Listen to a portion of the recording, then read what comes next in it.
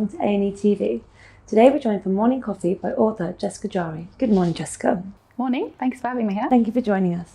Would you like to kick things off by talking us through your morning routine?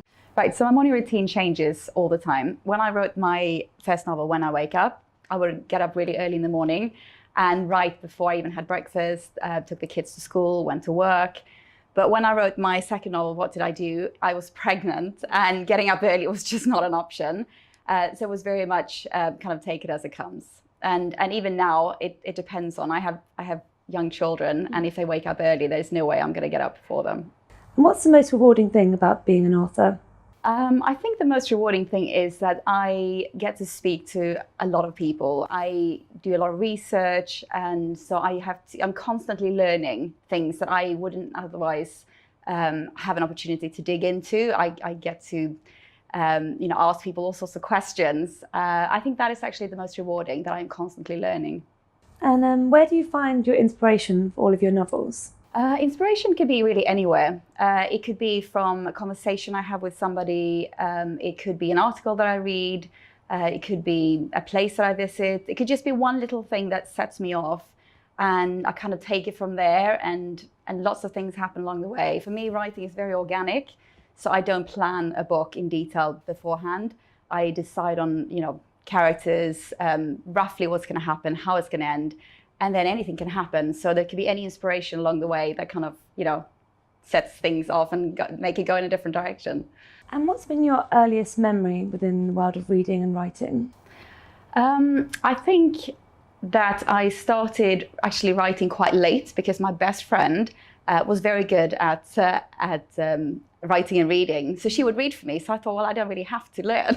That was actually my first experience. But obviously, as soon as I started reading myself, I was constantly reading, writing. I used to produce a magazine when I was at school. I was like 8, I think, when I started photocopying magazines, handing out to my friends. So it's always been in my life. Oh, that's really cute. And as writers, we all get writer's block. So what advice do you give to people experiencing that? So I would have to say I don't actually believe in writer's block. I think that you can get stuck in your novel, but I don't think that you necessarily get stuck writing, because you can always write something different. You can always, if you're writing a novel, start somewhere else, write at the end of the book, or put two characters together, have a dialogue, or you just journal about your day, because that you can always do that, right? So I think that the words can always come from somewhere, but they may not be related to what you're working on. That's what I would say. And I think if you do that, then you automatically kind of get back into flow, and your novel kind of be back on track again. And how about the biggest challenge you've had to overcome to get to where you are today? To keep motivated.